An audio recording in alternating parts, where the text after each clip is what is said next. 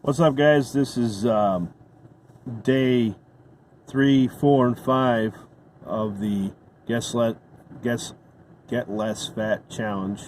Stumble over my words there. Um, so yeah, I had a little bit of time constraints that prevented me from doing some daily videos here. So I'm gonna wrap all these up into one video. Um, So, just for the log today, 244 is my weight. That's with shorts, t-shirt, and my steel-toe boots that I usually wear.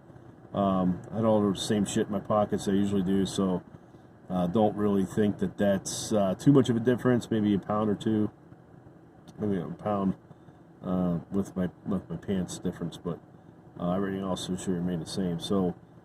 Making a little bit of progress. I do think that I'm probably losing a little bit of weight here, some body mass, kind of feel the difference a little bit, I guess. So, you know, it is what it is. It's working. It's good.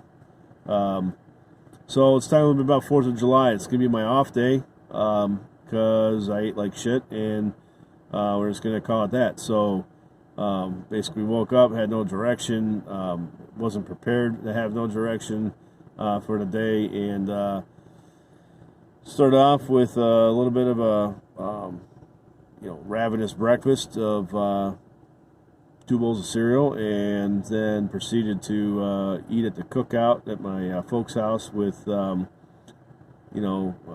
least just had 2 drinks, alcoholic drinks, which throws you off a little bit, and then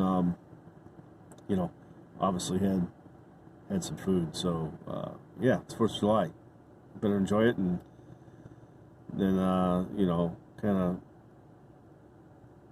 have I can't think of a better way to have a rest day. So, but it didn't affect my my outcome too much, so I'm glad about that. 5th, I started off with some Soylent. Got had the cacao or the cocoa or chocolate flavor. I'm gonna go with chocolate because it's chocolate. So, but around lunch I had a salad, a Euro salad with some cucumber dressing. It was pretty good, satiating. And then just a small bowl of cereal for dinner. So probably did very well as far as the calorie count. I didn't count nutrients, whatever, and I really didn't even count calories. I just watched portions. Like I said, the time constraint, that stuff kind of got away from me. Which, as a sidebar, it's really important that you know what your menu is.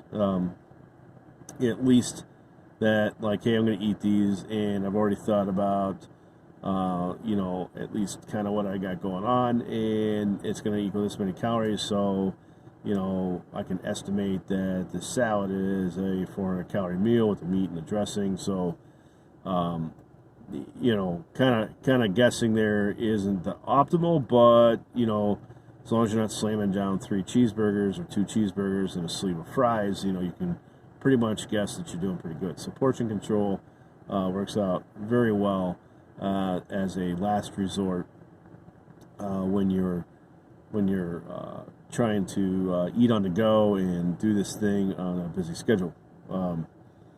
So that brings us to today, which is July 6th. It's the 5th day here of this thing. I didn't have ran out of the Soylent meal replacement, so today I'm going to go pick up another substitute for that. I kind of emptied out Walmart. This thing's a little bit hard to find. I'll probably got to get a pantry subscription or something like that on Amazon to keep this stuff coming at a regular interval to keep up with this, so you don't fall off the bus. Or a wagon, or whatever you want to call it. But ended up doing a small meal over at McDonald's. It gave me 550 calories. A little bit more than I'd like to have in one sitting. I want to try to top out 400 tops, but it's not the end of the world. The main thing there is, you know, when I was going to McDonald's, you're 2 sandwiches at least, and then picking up whatever the kids didn't eat, you know, because I don't want to waste it. So I'm eating it because I can. And so whenever you're kind of doing this stuff on a fly, I think it's important you just resist the urge to eat like you would. And if you eat like shit, then you gotta not eat like shit. And you know, at this point in the game, it's just starting out. You know, the deal is to try to remove the calories from the diet and take in less than you expend. So 550. Gonna go for that meal replacement right after I finish this video, guys. So I'll be getting some different products and see what I can get on top of the soy. I already know that that's a decent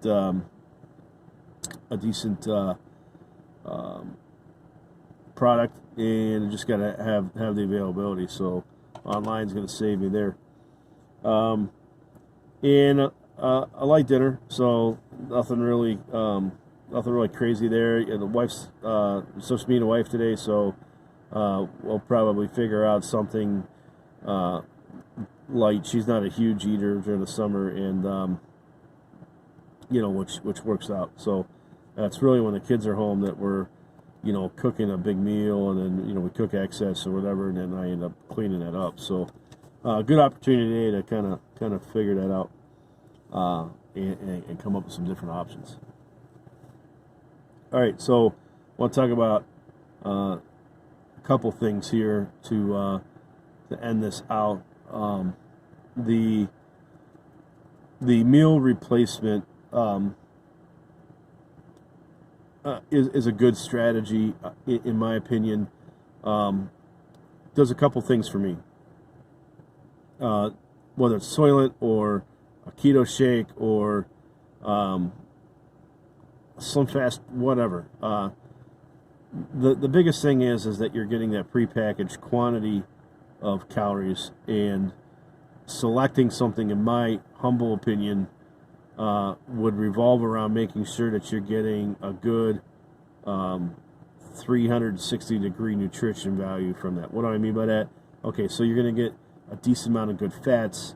You're going to get a decent amount of good carbs, limits the sugar, and then you're getting a decent amount of protein in that. And so, you know, if you're taking, say you're going to eat 3 times a day, if you're taking 66% of your diet down to a liquid meal replacement thing, you really want to make sure, or so I want to make sure that you're that I'm getting a good nutritional value out of that. So when I select something for dinner, in this case, that maybe is higher in a protein value, or, you know, maybe it's you know, a light salad or something like that, or whatever meal I'm putting that salad function in, or that solid sit-down traditional meal. It doesn't have to be a comprehensive dish. It could be something that is a little bit one-sided or two-sided there, and then, you know, on the as long as you watch fat intake, you know, from the calorie side. But as long as you've got that, then you pretty much covered everything, you know, in the other two sit-downs. Not that I'm a big advocate of 3 square a day, because I would tend to overeat in that concept. So that brings me to my next thing I wanted to kind of comment on. A snack. Okay, so my theory on this has always been that you have your big 3 meals, breakfast, lunch, and dinner, or supper, whatever you want to call it, depending on time of day. But in between, you're going to get hungry, because if you're like me and you're, you know, trying to get less fat because you're fat, and you know, you kind of eat like an asshole all the time, then you know, your stomach's not used to not having that much food. So your body is telling you, oh, hey, I'm hungry. And if here's a good one. The people always say, or, you know, you hear, like, a good nutritious snack is like a handful of almonds. Well, almonds really don't do much for making me not feel hungry. Okay, A bag of almonds really does a lot for making me not feel hungry. But a bag of almonds has a lot of, obviously it's a nut, so it's got a lot of fat in it, and it's high density nutrition. Not bad nutrition. I think almonds are definitely a great food. But for me, for the function of a snack, it's not going to happen. It's not going to tie me over, and I'm gonna be hungry again. So it definitely has its place in nutrition, but it's probably not going to be the best for the snack function. So I'm going to be trying to figure out what I'm doing there. If it's I don't know if it's head of lettuce. I'm joking, but maybe it's sorry, a little more view here. Maybe it's oh,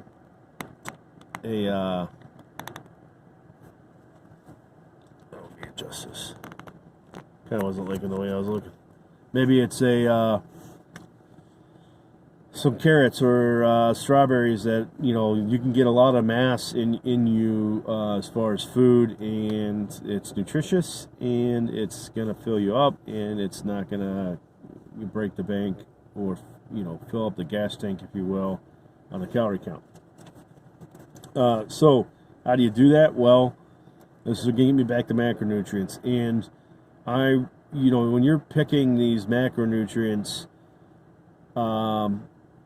I kind of found my own notes and jotted out some stuff I remember, and I'm gonna have to get back into this a little bit from a different perspective, because the macronutrients, you're picking a snack that's basically mass, and not huge on not a very calorie dense food, which ends up getting you into raw food territory. But so let's talk a little bit about macronutrients. Lettuce has a lot of mass, but it doesn't carry with it a lot of anything. It's really kind of an empty food. Now, from a vitamin side, depending on what you're eating, it might be pretty good. But there's a reason why hunter-gatherers like to hunt, because an animal provides more nutrition and more value for the work given and for the mass given than a head of lettuce will, or spinach plant, or anything like that. Definitely will sustain you to eat, help you sustain a good diet. If you were out in the wild, you could eat plants to sustain yourself. But if I'm eating cattails, or I have a chance to take a rabbit, I would definitely want the rabbit, because it's more dense. But that doesn't help you when you're trying to get less fat. So you need to be able to fill up and trick your body into saying, okay, yep, I'm satiated, but that really didn't affect me that much. Okay, so the macronutrients are important to look at there, and we'll get back to that in a second. The other thing that I wanted to touch base on is, I remembered a buddy telling me a long time ago that if you drink a gallon of water per day, that this is going to increase your metabolism something on the order of 4%. I don't know if that's actually true. I haven't found anything to scientifically verify that number as far as percentage goes. But this is a trick that some of the has been presented in a lot of different ways over the course of my life and history. So I saw a video one time on it was actually a produced movie, or short movie, on a girl that was anorexic, and she would drink water to make herself not hungry. Okay, and then a while back there was a thing going around saying, no, your body is actually thirsty when you think you're hungry, so drink some water and see if that helps you. I think it's the same thing, to be honest. It fills you up, and it helps your body say, hey, I'm not hungry, I don't know. And if anybody sees this and you're a doctor, or a nutritionist, or some sort of medical professional, I guess that'd be a great question. Does your body actually think you're hungry when you're indeed thirsty? Personally, I've been really thirsty, and it doesn't feel like I'm hungry. So I'm not sure if that's legit or not. I just don't know.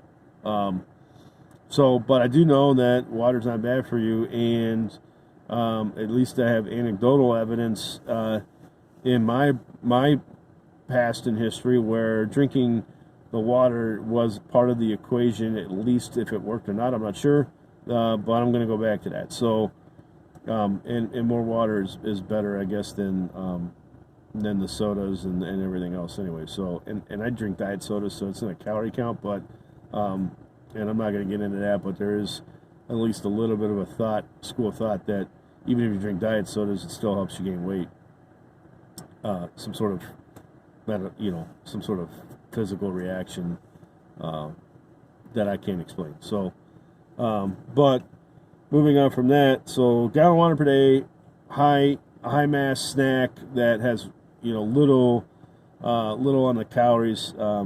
So probably looking at some sort of berry or carrot or something like that, and then where we're all going to funnel down to here in this, as I kind of work this thing out over the next few days and videos and kind of vlog this whole process.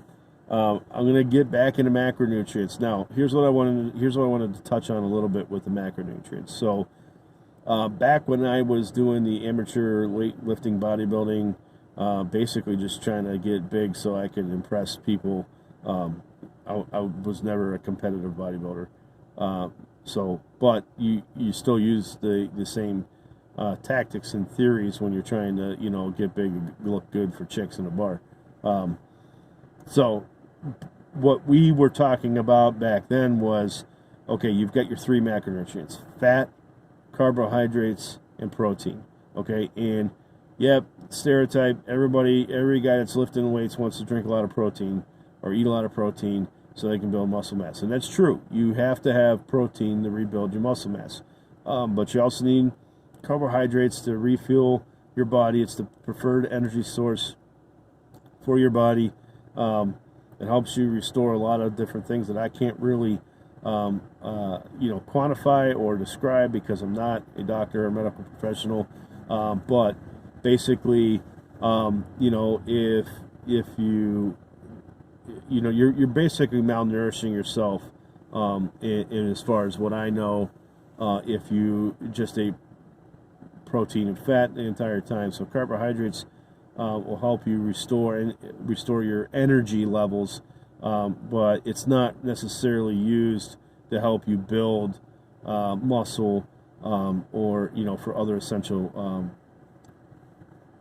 functions in that area. So guys that are trying to lift and get big are trying to take in enough protein to sustain the muscle building process, but the carbohydrates are definitely needed for the energy.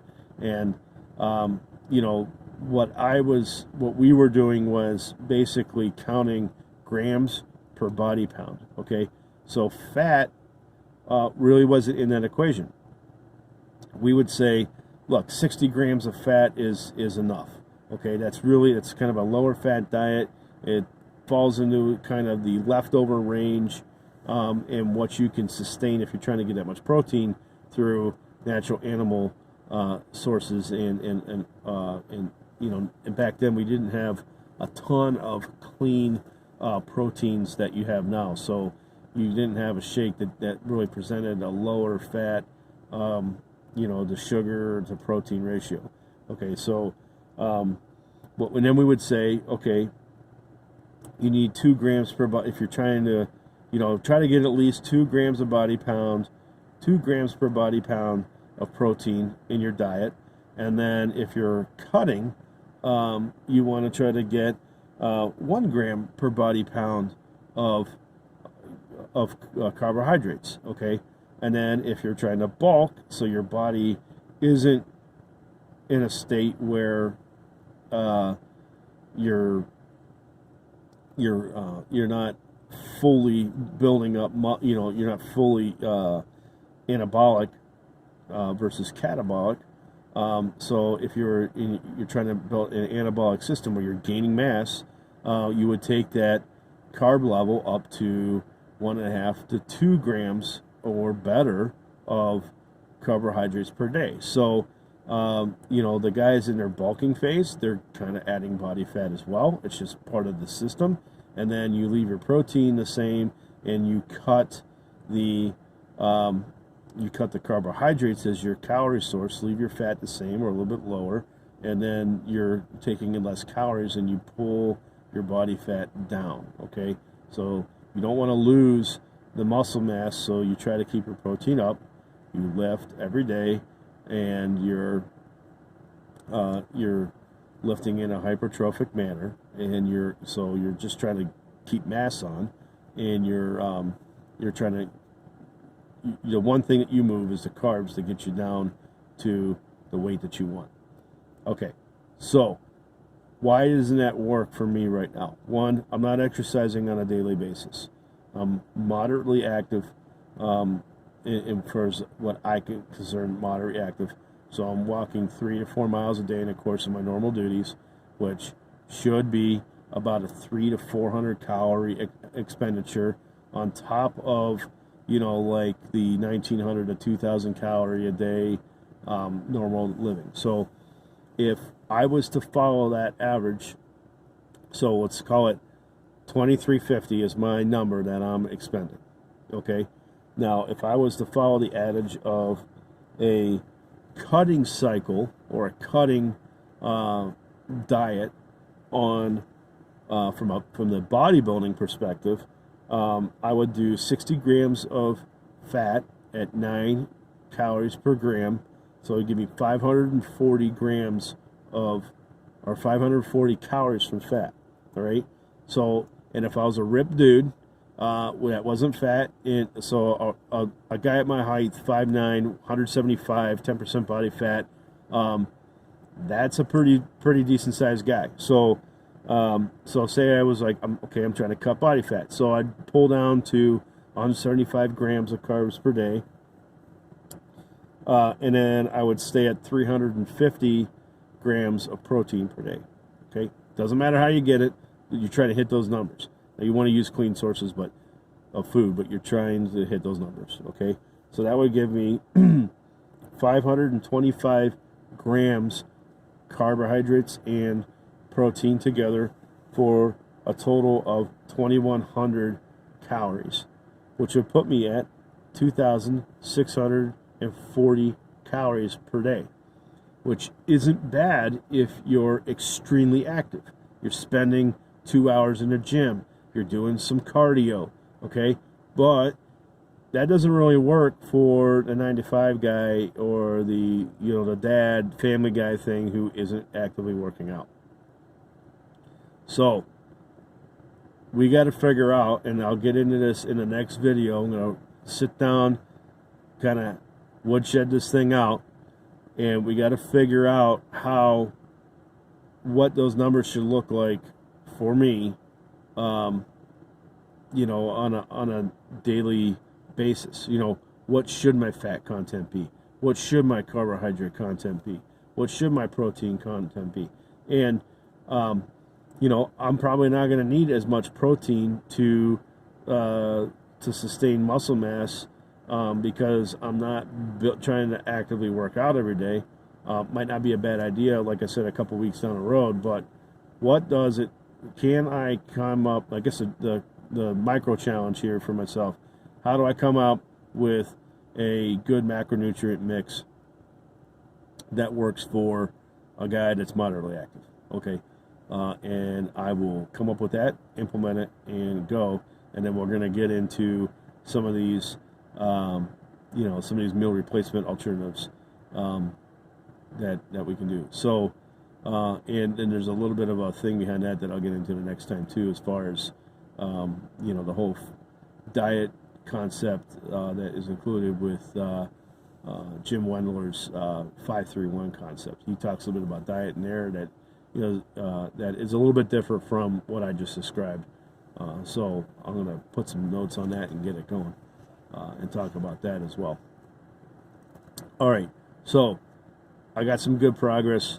Hopefully, there's a little bit of information in this series that will help you decide what you can do. If I'm successful, you can be successful. Because I'm not doing anything special, but put a little bit of thought behind this thing, and you know, not accept that, you know, that I'm just going to live the same routine. And I'm super excited because if I can get this thing down, my fat rate, my fat content, and ultimately my body weight, you know, I'm going to feel better. You would feel better about yourself, about your self-image. Your things will become easier to do. And really, that's why I'm putting this out here. You know, if I wanted to just concentrate myself, that's what I would. That's what I would do. But you know, I kind of wanted to share the effort so that you know, if I can inspire one person who's in the same situation I am, we'll do it. So, but more to follow. Stay tuned if you can. Subscribe to the channel. Hit the bell. That's how I'm told that you guys will get notifications whenever I put a new video up. So,